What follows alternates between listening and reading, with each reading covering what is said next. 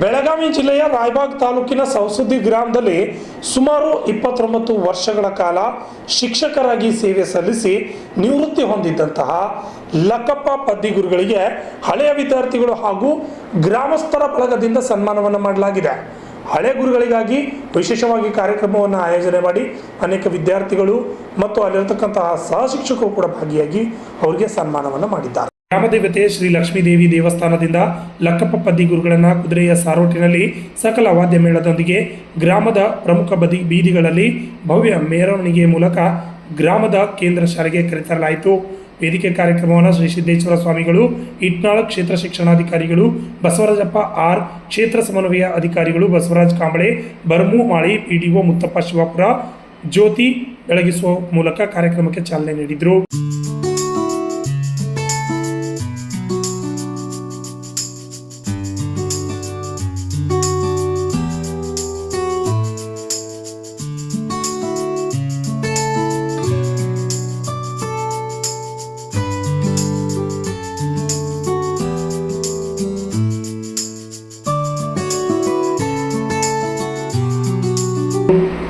ಕ್ಷೇತ್ರ ಶಿಕ್ಷಣಾಧಿಕಾರಿ ಬಸವರಾಜ್ ಆರ್ ಕಾರ್ಯಕ್ರಮಗಳನ್ನು ಉದ್ದೇಶಿಸಿ ಮಾತನಾಡಿದರು.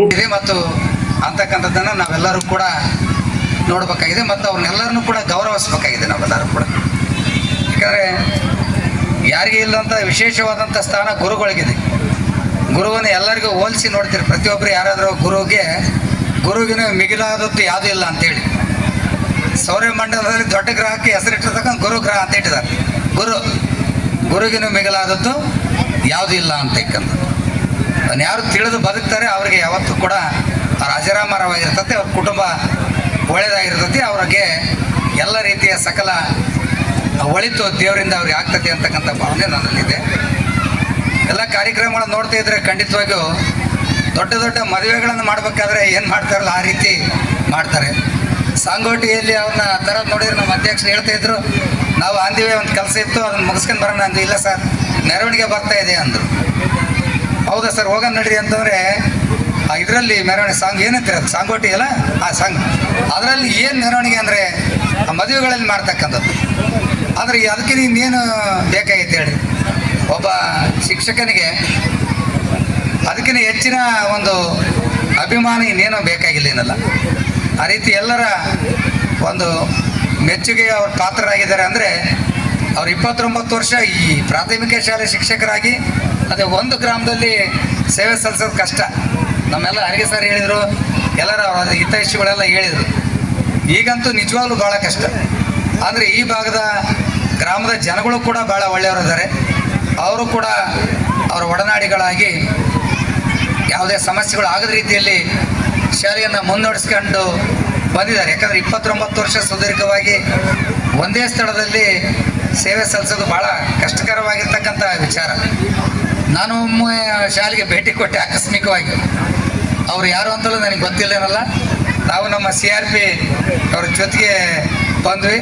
ಬಂದ ತಕ್ಷಣ ನಾನು ಆ ಕಡೆ ಈ ಕಡೆ ಸ್ವಲ್ಪ ಏನಾಗಿದೆ ಅಂತೇಳಿ ಬರಬಾರ್ದಂಗೆ ಗಮನಿಸ್ಕೊಂಡು ಬರ್ತೀನಿ, ಎಲ್ಲಿ ಏನಿದೆ. ಇಟ್ನಾಳ ಗ್ರಾಮದ ಸಿದ್ದೇಶ್ವರ ಶ್ರೀಗಳಿಂದ ಆಶೀರ್ವಚನ ಜರುಗಿತು. ಕೂಡ ಅಂತ ದೊಡ್ಡ ಮಾತನ್ನು ಹೇಳಿದರೆ ಸರ್ಗಳು. ಯಾಕಂತಂದರೆ ಗುರುವಿಗಿಂತ ಮುಗಿಲಾಗಿರ್ತಕ್ಕಂಥವ್ರು ಯಾರೂ ಇಲ್ಲ.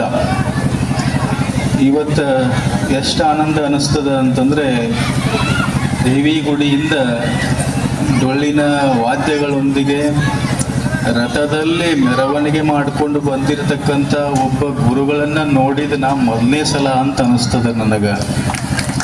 ಸ್ವಾಮಿಗಳನ್ನ ಮಾಡ್ತಾರೆ, ರಥದೊಳಗೆ ಮೆರವಣಿಗೆ ಮಾಡ್ತಾರೆ.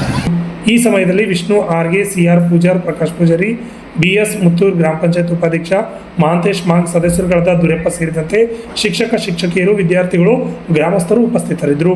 ಶಶಿಧರ್ ಕೋಗಟ್ನೂರ್, ರಾಜ್ಯ 32 ಕನ್ನಡ ನ್ಯೂಸ್, ಚಿಕ್ಕೋಡಿ.